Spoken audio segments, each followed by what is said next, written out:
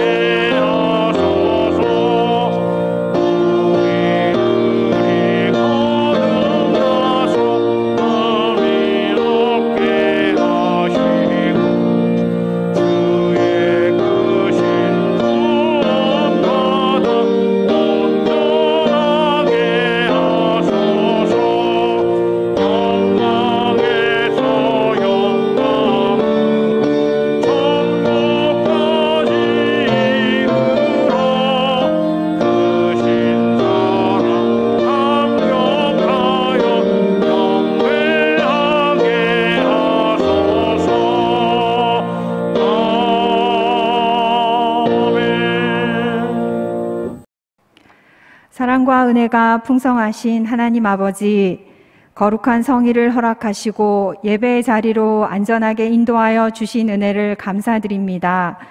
저희들 일부는 주님의 성전에서 또 일부는 온라인 예배로 온 마음과 정성을 다하여 하나님 아버지께 영광과 존귀를 올려드립니다. 우리의 찬양과 경배를 주님 기쁘게 흠양하여 주시옵소서. 거룩하신 하나님 아버지, 너희는 세상의 빛이라 세상의 소금이라 하셨지만 부족하고 연약하여 구별되이 살지 못했음을 고백합니다. 우리의 모든 부끄러움과 죄인됨을 주님 용서하여 주시고 오직 보혈의 은혜로 우리를 정결케 하여 주시옵소서. 모든 시간과 공간의 주인 되시는 하나님, 코로나로 인하여 하나님께 예배드리는 우리의 모습들이 많이 바뀌었습니다. 온전한 예배자를 찾으시는 아버지의 마음을 우리가 미처 깨닫지 못하고 있는 건 아닌지 심히 두렵고 떨립니다. 어리석은 저희들이 만들어 놓은 시공의 많은 제약들이 아버지께 예배드리는 우리의 본분을 밀어두는 변명거리가 되지 않게 도와주시옵소서. 오직 우리를 만드시고 우리를 구원하신 목적대로 하나님, 오직 그 이유를 붙들고 살아갈 수 있도록 도와주시옵소서.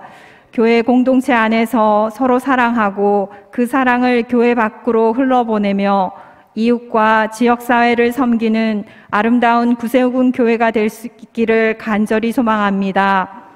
삶을 통해 하나님을 예배하고 예수 그리스도를 증거하는 그 사명이 우리 각자 모든 군우들 인생의 온전한 삶이 목적이 되게 하여 주시옵소서.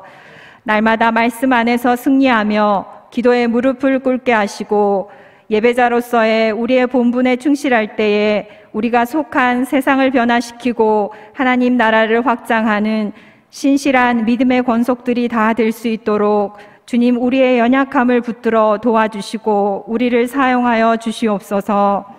우리의 산성이 되시는 하나님 아버지, 치열한 삶의 터전 속에서 나의 뜻이 하나님보다 앞서지 않게 하시고 언제나 아버지의 말씀이 작정하신 곳에 우리의 마음과 손길이 있게 하시옵소서.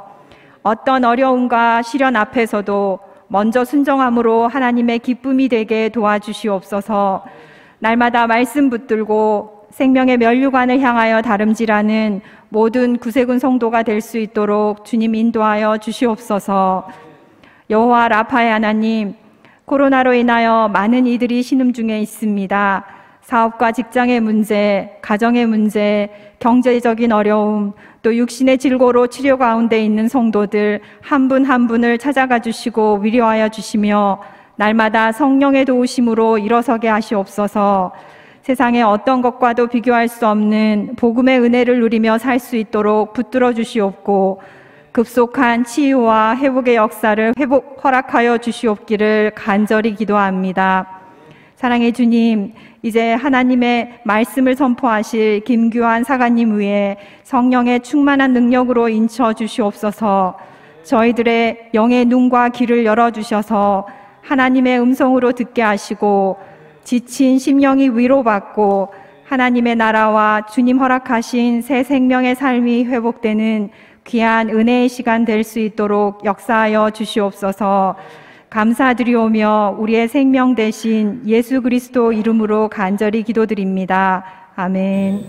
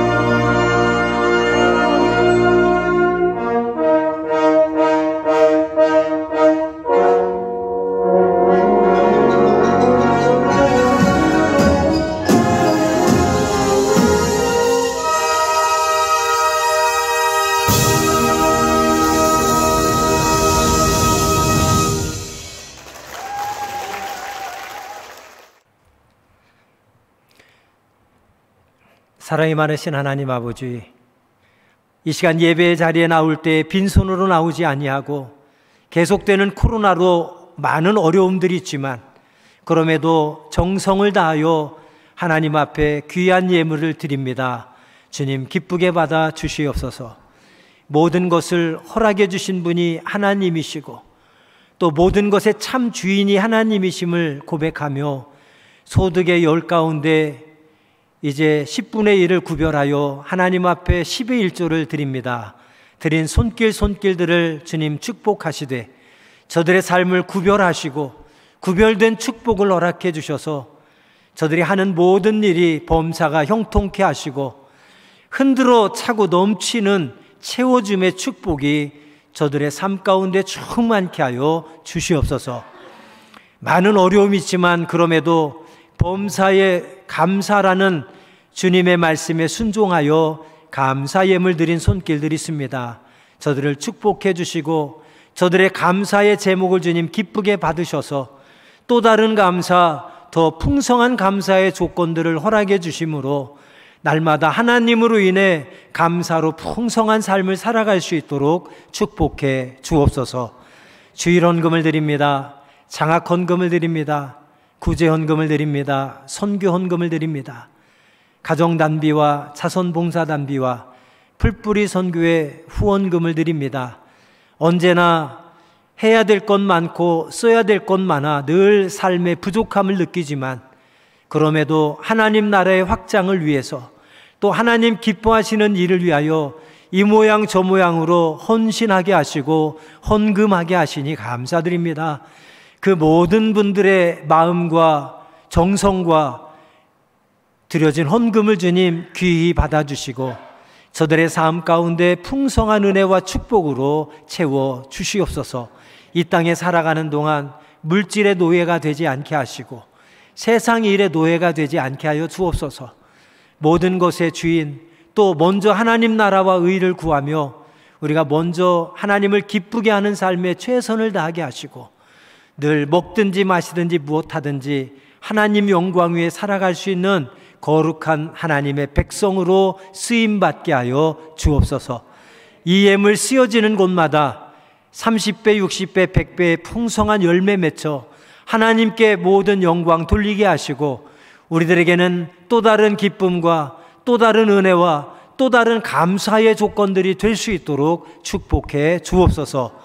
이 시간 주님 말씀 듣습니다. 우리의 심령의 문을 활짝 열게 하시고 우리의 영의 귀가 뜨여지게 하시며 우리의 눈이 열려지게 하셔서 예수 그리스도를 온전히 보게 하시고 내게 주시는 하나님의 음성을 듣게 하시며 그 말씀 가운데 우리를 향하신 하나님의 선하신 뜻을 깨달아 그 뜻에 온전히 순종할 수 있는 예수님의 참된 제자들 다 되게 하여 주옵소서. 이 시간도 우리와 함께 하시고 말씀 속에 역사하실 하나님을 기대하며 우리 주 예수 그리스도의 이름으로 간절히 축복하며 기도하옵나이다. 아멘. 하나님의 말씀을 보겠습니다. 마가복음 4장 35절에서 41절까지의 말씀입니다. 제가 봉독하겠습니다. 그날 저물 때 제자들에게 이르시되 우리가 저편으로 건너가자 하시니 그들이 무리를 떠나 예수를 배에 계신 그대로 모시고 가매 다른 배들도 함께 하더니 큰 광풍이 일어나며 물결이 배에 부딪혀 들어와 배에 가득하게 되었더라. 예수께서는 고물에서 베개를 베고 주무시더니 제자들이 깨우며 이르되 선생님이여 우리가 죽게 된 것을 돌보지 아니하시나이까 하니 예수께서 깨어 바람을 꾸짖으시며 바다더러 이르시되 잠잠하라 고요하라 하시니 바람이 그치고 아주 잔잔하여지더라. 이에 제자들에게 이르시되 어찌하여 이렇게 무서워하느냐 너희가 어찌 믿음이 없느냐 하시니 그들이 심히 두려워하여 서로 말하되 그가 누구이기에 바람과 바다도 순종하는가 하였더라. 아멘.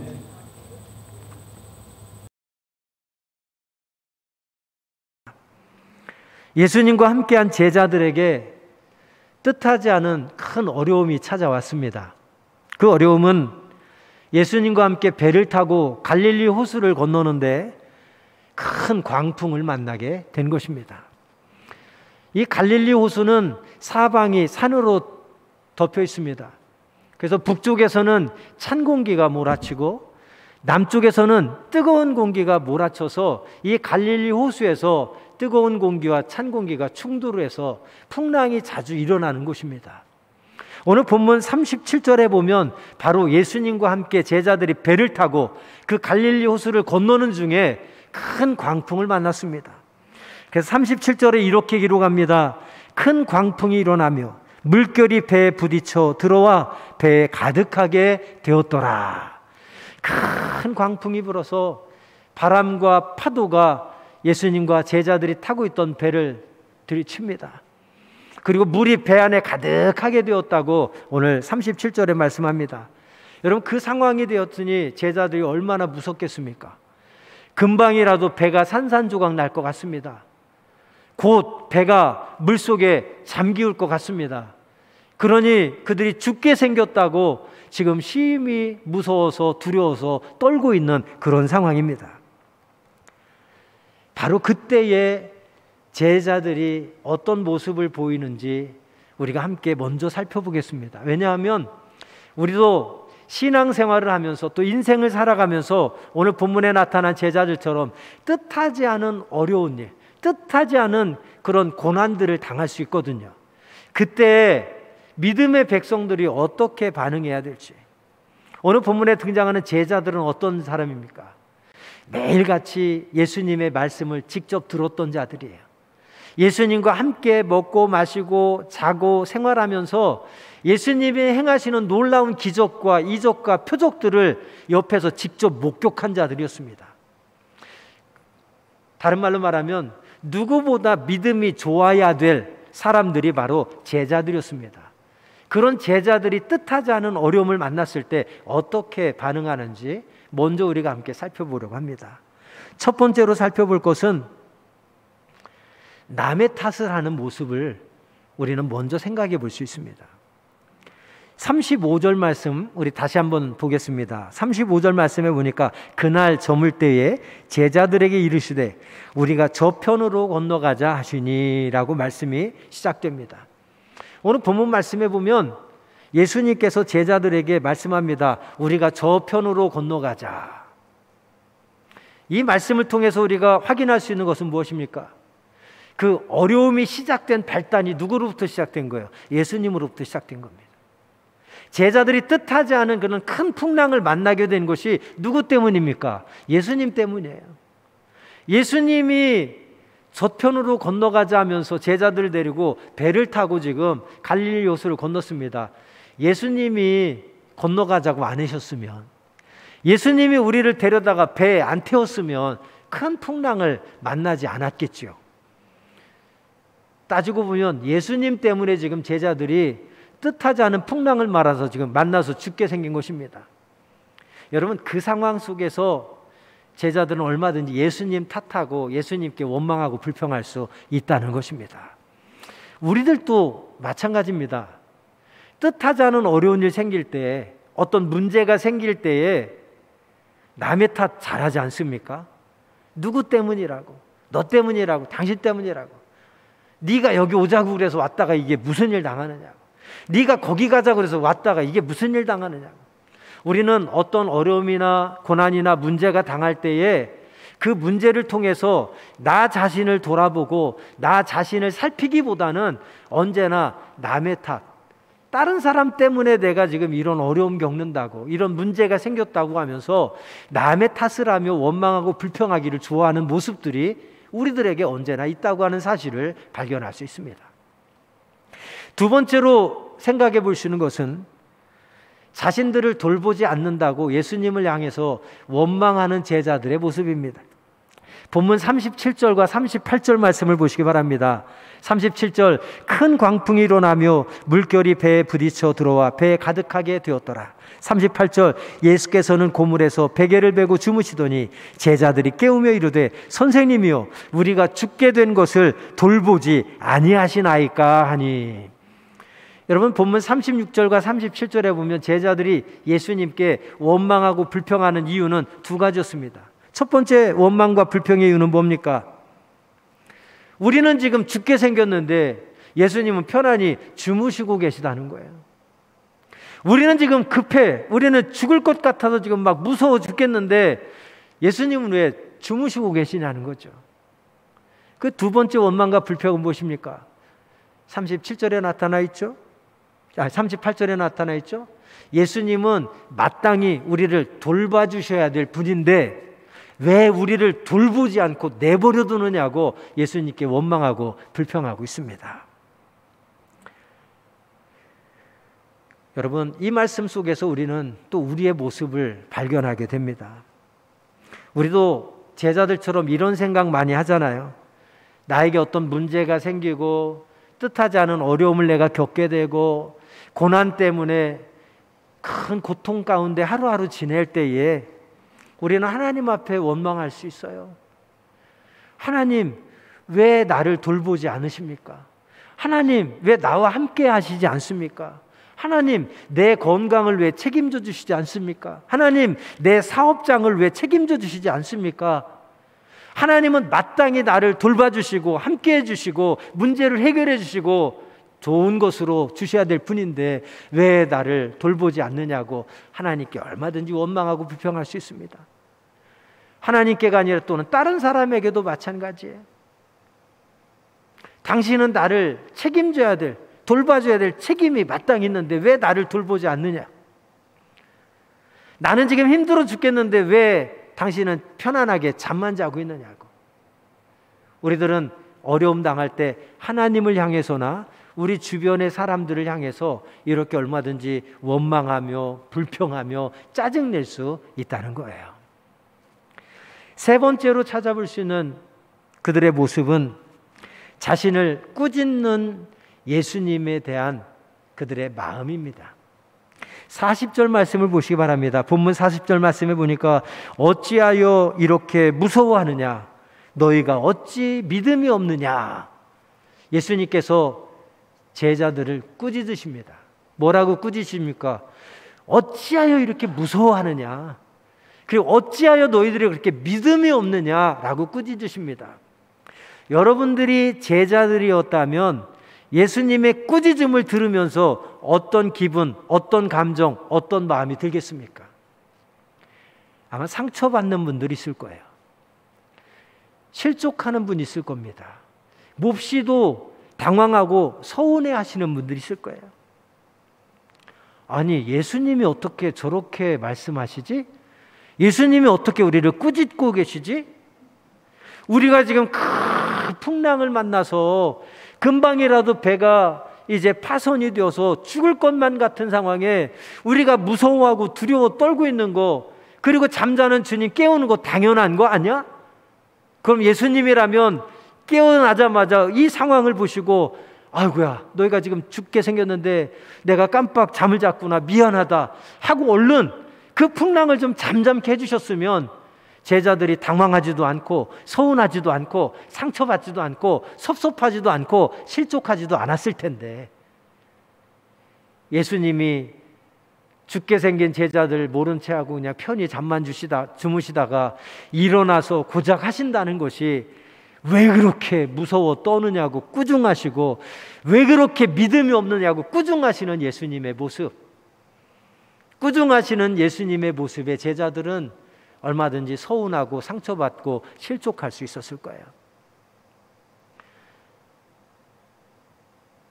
여러분, 우리의 모습이 그런 제자들의 모습은 아닌지 하는 것을 우리가 함께 생각해 봤으면 좋겠습니다. 예수님이 왜 그 상황에서도 나를 꾸짖으시는지, 왜 무서워하느냐? 그 말씀 속엔 뭐예요? 내가 너희와 함께 있는데 왜 무서워하느냐? 그 의미지 않습니까? 왜 그렇게 믿음이 없느냐 꾸짖으시는 것은 너희가 매일같이 내 말을 듣고 내가 행하는 기적을 봤으면서도 나에 대한 믿음이 그렇게 없느냐 꾸짖으시는 거예요. 예수님의 꾸짖음에 상처받고 실족하고 서운하기보다는 그 말씀에 나의 믿음 없음을 회개하는 것이 마땅할 것입니다. 오늘 본문에 나타난 이런 제자들의 모습은 매일같이 예수님과 함께 다니며 예수님의 말씀을 들은 자들이지만 기적과 이적과 표적을 행하시는 예수님을 옆에서 매일같이 목격한 사람이지만, 즉 믿음이 있는 제자들이지만 막상 그들에게 어려움이 닥치고 고난이 찾아왔을 때, 어떤 문제가 생겼을 때 그들의 믿음은 찾아볼 수 없는 연약한 모습을 보이고 있다는 것입니다. 이게 우리의 인간입니다. 평소에는 믿음이 좋은 것 같지만 어떤 문제가 생기면, 어려움에 닥치면, 고난이 찾아오면 한없이 연약한 우리의 모습, 남의 탓하길 좋아하고 원망하고 불평하길 좋아하고 조금만 누가 뭐라고 해도 상처받고 실족하고 서운해하는 우리들, 오늘 그런 자들을 가리켜 예수님은 왜 그렇게 믿음이 없느냐고 꾸짖고 있습니다. 혹시라도 우리가 우리의 삶 속에서 동일한 문제나 고난과 어려움들을 겪었을 때 제자들과 같은 모습을 보이고 있다면 오늘 제자들 향해서 꾸짖는 예수님의 그 꾸짖음이 바로 저와 여러분을 향한 꾸짖음인 줄로 믿습니다. 그렇다면 그러한 모든 제자들의 연약한 모습들을 해결할 수 있는 방법은 없습니까? 오늘 본문에 보면 그 비결이 있습니다. 그것이 뭐냐면 바로 오늘 본문 말씀이 시작되는 35절 말씀에 그러한 그들의 모든 연약함들을 해결할 수 있는 핵심 키워드가 등장합니다. 그것은 뭐냐면 35절 시작되는 말, 그날 저물 때에라고 하는 말씀입니다. 35절에 그날 저물 때에 제자들에게 이르시되 우리가 저편으로 건너가자 하시니 라고 말씀하는데요, 여기서 믿음이 있어야 될 제자들이 뜻하지 않은 어려움을 만났을 때, 뜻하지 않은 고난을 당했을 때, 뜻하지 않은 문제를 마주했을 때에 그 연약한 모습을 보이는 제자들, 그 모든 연약함들을 해결할 수 있는 키워드가 바로 35절 초반절 그날 저물 때라고 하는 단어에 담겨 있습니다. 마가복음을 기록한 저자 마가가 본문 35절을 시작하면서 그날 저물 때라고 하는 시간을 구체적으로 언급한 것에는 분명한 이유가 담겨 있습니다. 그 이유가 뭐냐면 그날 저물 때라고 하면서 말씀이 시작되는 것은 그날 저물기 이전의 시간들에 대해서 구분이 되는 거예요. 그러면 그날 저물 때, 저물기 전 이전의 시간들에 어떤 일들이 일어났습니까? 그것이 마가복음 4장 1절부터 34절까지 기록되어 있는데, 먼저 마가복음 4장 1절 말씀을 보시면 이렇게 기록합니다. 예수께서 다시 바닷가에서 가르치시니 큰 무리가 모여들거늘 예수께서 바다에 떠있는 배에 올라 앉으시고 온 무리는 바닷가 육지에 있더라. 1절에서 주목할 말씀이 뭡니까? 예수께서 다시 바닷가에서 가르치시니, 제자들과 많은 무리들에게 가르치셨어요. 근데 여기서 어떻게 가르치셨대요? 다시 가르치시니. 그 이전에 가르치셨는데 지금 또다시 그들에게 가르치고 있다는 겁니다. 그리고 본문이 기록된 35절 바로 앞구절인 33절과 34절 말씀을 보시기 바랍니다. 33절 예수께서 이러한 많은 비유로 그들이 알아들을 수 있는 대로 말씀을 가르치시되, 34절 비유가 아니면 말씀하지 아니하시고 다만 혼자 계실 때 그 제자들에게 모든 것을 해석하시더라. 마가복음 4장 1절부터 34절까지, 즉 35절 그날 저물 때라고 하는 구체적인 시간이 언급되기 이전까지 그들이 한 것이 무엇입니까?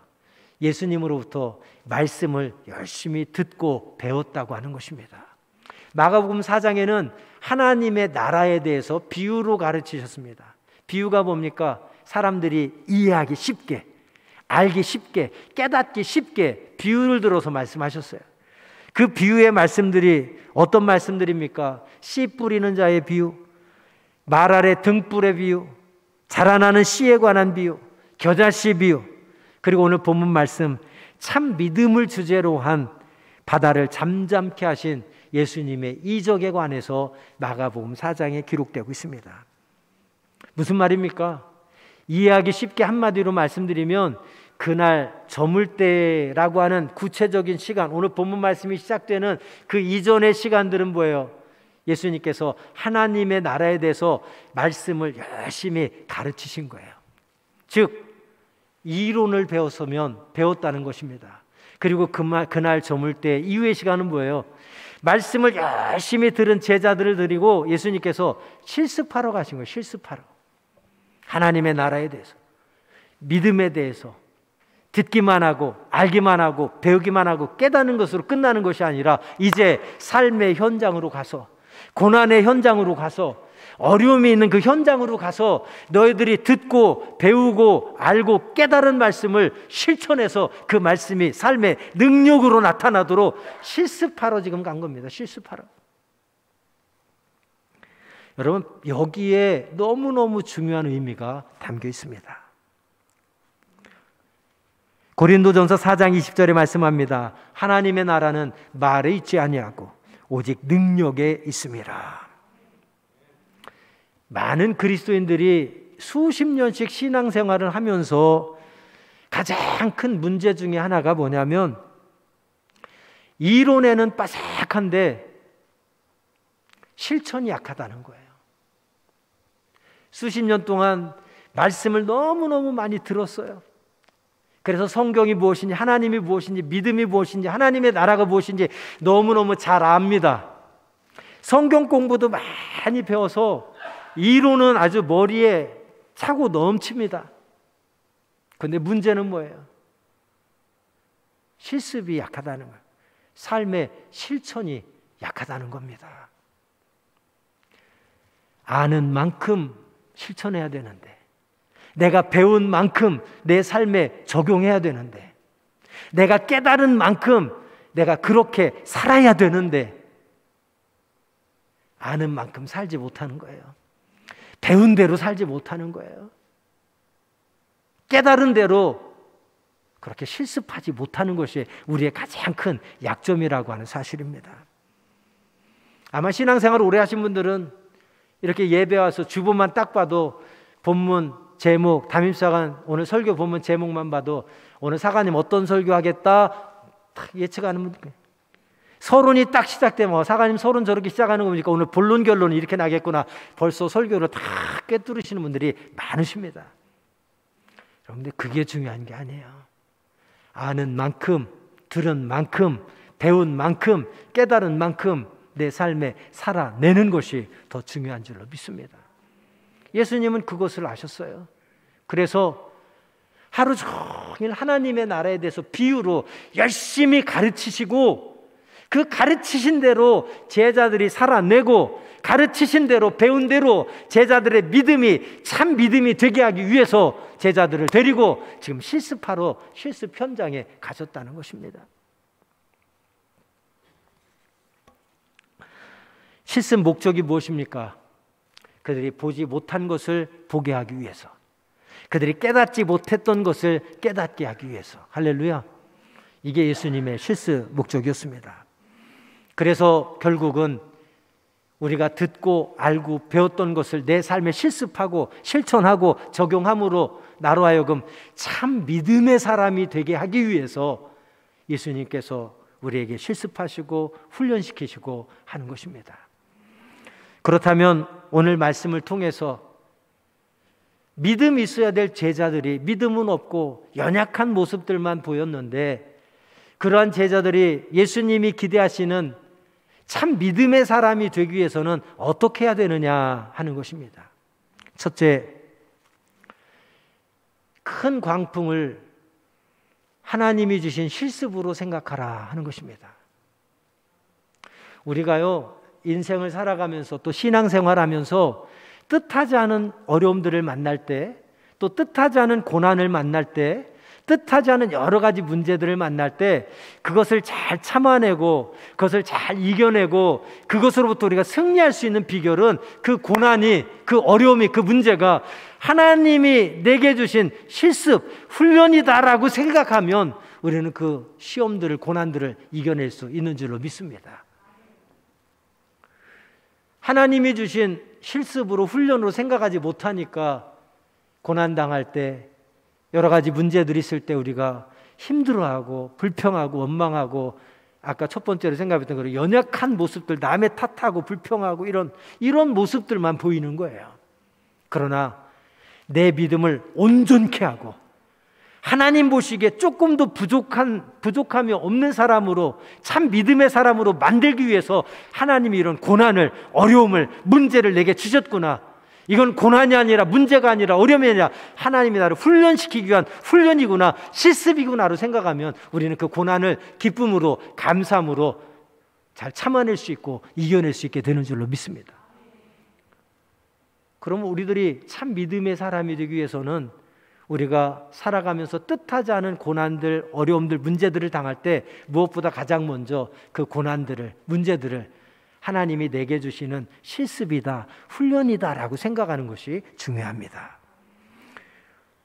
요나서 1장 3절과 4절 말씀을 보면, 그러나 요나가 여호와의 얼굴을 피하려고 일어나 다시스로 도망하려 하여 욥바로 내려갔더니 마침 다시스로 가는 배를 만난지라. 여호와의 얼굴을 피하여 그들과 함께 다시스로 가려고 배삭을 주고 배에 올랐더라. 여호와께서 큰 바람을 바다 위에 내리심에 바다 가운데 큰 폭풍이 일어나 배가 거의 깨지게 된지라. 우리가 잘 아는 요나, 하나님의 말씀에 불순종하고 하나님의 뜻을 거역하고 가다가 거기도 역시 큰 풍랑을 만납니다. 그리고 물고기 뱃속에 삼키움을 당하게 됩니다. 우리는 요나 그러면 불순종의 사람, 그래서 물고기 뱃속에 삼키움을 당한 사람으로 생각합니다. 불순종한 요나로 많이 생각하고 있어요. 그러나 여러분, 요나서 2장 1절과 2절 말씀을 보시면 오늘 우리가 배워야 될 아주 중요한 첫 번째 그 말씀을 배울 수가 있습니다. 요나서 2장 1, 2절 함께 보겠습니다. 요나가 물고기 뱃속에서 그의 하나님 여호와께 기도하여, 물고기 뱃속에서 그 하나님 여호와께 기도하여 2절 이르되 내가 받는 고난으로 말미암아 여호와께 불러 아뢰었더니, 뭐라고요? 내가 받는 고난으로 말미암아 여호와께 불러 아뢰었더니 주께서 내게 대답하셨고, 할렐루야, 내가 스올의 뱃속에서 부르짖었더니 주께서 내 음성을 들으셨나이다. 할렐루야. 비록 자신이 불순종해서 만난 어려움이었고 고난이었지만, 그러나 요나는 그 고난 속에서 하나님의 뜻을 깨닫고 자기의 불순종을 회개하여 하나님 앞에 부르짖어 기도할 때에 하나님께서 그의 기도를 들으시고 응답해 주신 줄로 믿습니다. 바로 요나는 고난 속에서 하나님을 만난 거예요. 그 고난이 내게 주시는 하나님의 훈련이라는 것을 깨닫고 거기서 회개하여서 하나님 앞에 부르짖어 기도할 때에 하나님이 들으시고 응답해 주신 줄로 믿습니다. 바로 이것이 믿음의 백성들이 고난당할 때, 문제 속에 있을 때, 어려움 당할 때 행해야 될 첫 번째 그런 자세입니다. 모든 고난들, 문제들, 어려움을 하나님이 내게 주시는 실습, 훈련으로 생각하며 그 속에서 하나님 앞에 부르짖어 기도하는 것입니다. 성경에서 가장 고난을 많이 받았던 대표적인 인물이 누굽니까? 욥이지요. 욥도 상상도 할 수 없는 고난들을 거듭거듭 그가 경험합니다. 그리고 그 고난의 시간 끝자락에서 욥이 마지막으로 하나님 앞에 드린 고백이 있어요. 먼저 욥기 42장 2절과 3절 말씀을 보시면, 제가 새번역 성경으로 읽어드립니다. 여러분 화면을 보시고 말씀을 함께 눈으로 보시기 바랍니다. 욥기 42장 2절 3절입니다. 주님께서는 못하시는 일이 없으시다는 것을 이제 저는 알았습니다. 주님의 계획은 어김없이 이루어진다는 것도 저는 깨달았습니다. 잘 알지도 못하면서 감히 주님의 뜻을 흐려놓으려 한 자가 바로 저입니다. 깨닫지도 못하면서 함부로 말을 하였습니다. 제가 알기에는 너무나 신기한 일들이었습니다. 할렐루야.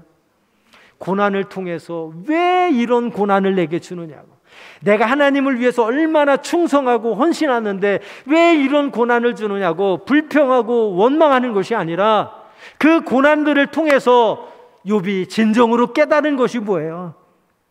주님께서는 못하시는 일이 없다는 것을 이제 저는 알았다는 거예요. 주님의 계획은 나는 이해할 수 없지만 조금도 어김없이 다 이루어진다는 것을 이제야 깨달았다는 겁니다. 그런데 나는 순간순간 잘 알지도 못하면서 주님의 뜻을 흐려놓으려고 했고, 깨닫지도 못하면서 함부로 얘기했던 자가 바로 나라는 것을 회개하고 있습니다. 그러면서 내가 알기에는 너무나 신기하고 놀라운 일들임을 욥은 고백하고 있습니다. 그러면서 그 자기에게 주어진 모든 고난들이 참 믿음의 사람으로 나를 훈련시키는 시간이었다는 사실을 깨닫고 나서 마지막으로 욥이 어떤 고백을 합니까? 욥기 42장 5절입니다. 주님이 어떤 분이시라는 것을 지금까지는 제가 귀로만 들었습니다. 그러나 이제는 제가 제 눈으로 주님을 뵙습니다. 할렐루야. 지금까지는 주님을 귀로만 들었지만 이제는 눈으로 뵙는다는 거예요. 그날 저물기 전에는 예수님으로부터 하나님의 나라에 대해서 귀로만 들었지만 그날 저문 이후에 예수님과 함께 배를 타고 나가서 큰 광풍을 만남으로 주님이 누구신지를 눈으로 보는 실습 시간이 되게 되었다는 것입니다. 오늘 말씀을 통해서 우리가 반드시 깨닫고 기억해야 될 두 번째, 고난 중에서도 우리가 승리할 수 있는 두 번째 비결은 그 고난의 시간에도 우리 주님은 우리와 함께 한다는 사실을 잊지 말고 기억하라는 것입니다.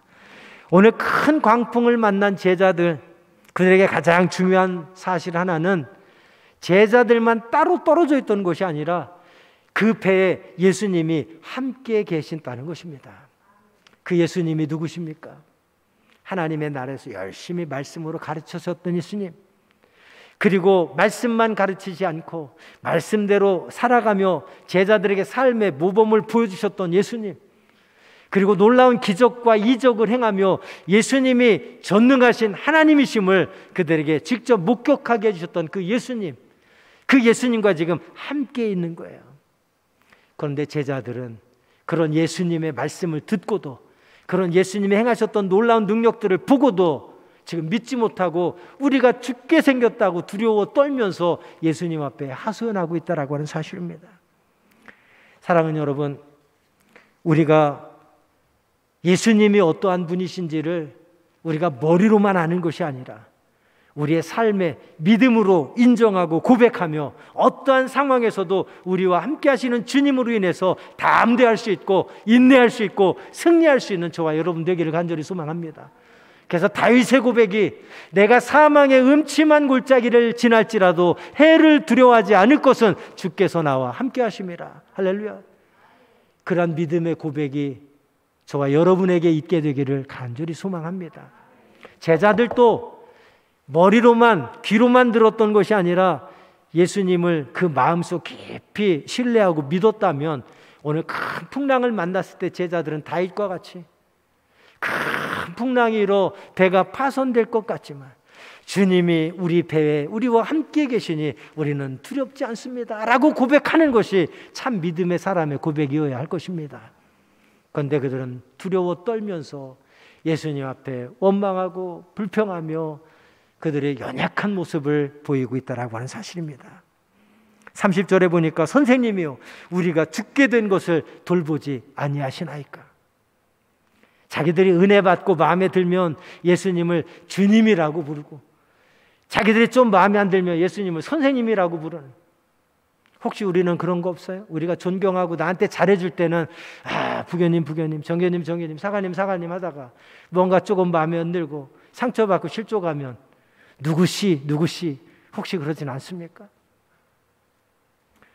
제자들은 그 상황에서 예수님을 선생님이라고 부르면 그게 죽게 되었다라고 얘기했습니다. 참 믿음 없이 연약한 모습을 보이고 있는 것이죠. 마지막으로 연약한 모습을 우리가 극복할 수 있는, 뜻하지 않은 고난과 문제들, 어려움 당했을 때 그것들을 잘 극복할 수 있는 세 번째 방법은 고난 중에 주님을 깨우라 하는 것입니다. 오늘 본문 말씀에 보면 믿음 없는 제자들의 모습, 한없이 연약한 모습을 보이는 것 같지만 그래도 굳이 잘한 것 하나 꼽으라고 하면 그래도 그 상황에서 예수님을 깨웠다고 하는 것입니다. 본문 38절 고난이 찾아왔을 때 그들은 예수님을 깨웠다고 기록하고 있습니다. 마태복음 7장 7절에 말씀합니다. 구하라 그러면 너희에게 주실 것이요 찾으라 그리하면 찾아낼 것이요 문을 두드리라 그리하면 너희에게 열릴 것이니. 빌립보서 4장 6절에 말씀합니다. 아무것도 염려하지 말고 다만 모든 일에 기도와 간구로 너희 구할 것을 감사함으로 하나님께 아뢰라. 요나도 그랬고 욥도 그랬습니다. 말할 수 없는 고난, 말할 수 없는 고통이 찾아왔지만 그 속에서도 하나님이 자신들을 훈련시키는 시간임을 깨닫고 그 고난 속에서 하나님을 향하여 부르짖어 기도할 때에 하나님이 들으시고 응답해 주신 줄로 믿습니다. 기도는 내가 할 수 있는 방법 다 해보고 나서 도저히 안 될 때 마지막 카드로 사용하는 것이 기도가 아닙니다. 고난당할 때, 어려움이 찾아왔을 때, 문제가 생겼을 때 가장 먼저 뽑아들어야 될 카드가 기도의 카드인 줄로 믿습니다. 그때 주님을 깨우며 그때 주님께 내 형편과 처제를 아뢰어서 간절히 부르짖어 기도할 때 주님이 깨셔서 우리를 지켜보시고 우리를 건져주실 줄로 믿습니다. 말씀을 맺겠습니다.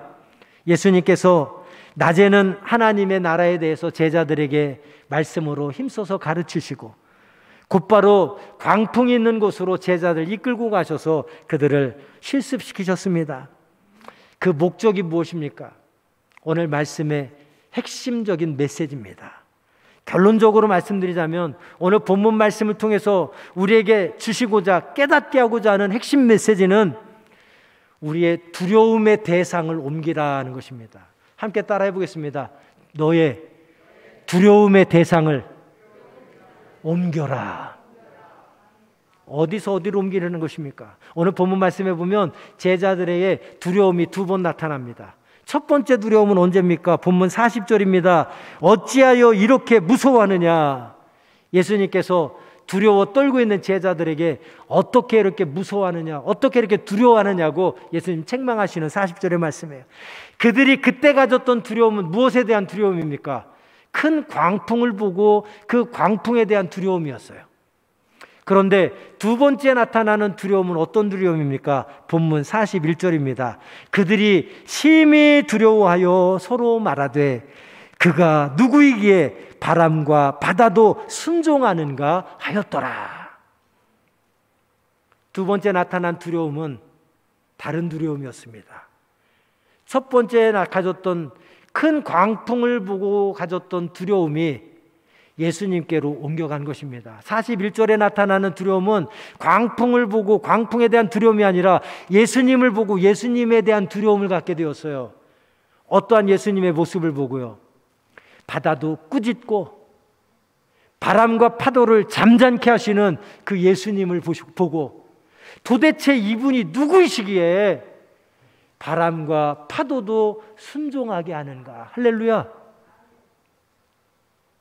이 말씀이 오늘 본문을 통해서 우리에게 주시는 핵심적인 메시지입니다.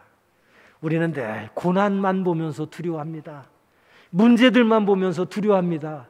어려운 일을 닥쳤을 때 그 어려운 일들만 보면서 두려워합니다. 그런데 이 말씀을 통해서 우리가 정작 두려워야 될 것은 무엇입니까? 그런 문제들, 고난들, 어려움이 아니라 그 모든 것을 주관하고 다스리시는 예수님에 대하여 두려움을 가지라고 하는 경고의 메시지를 우리는 받아야 될 줄로 믿습니다.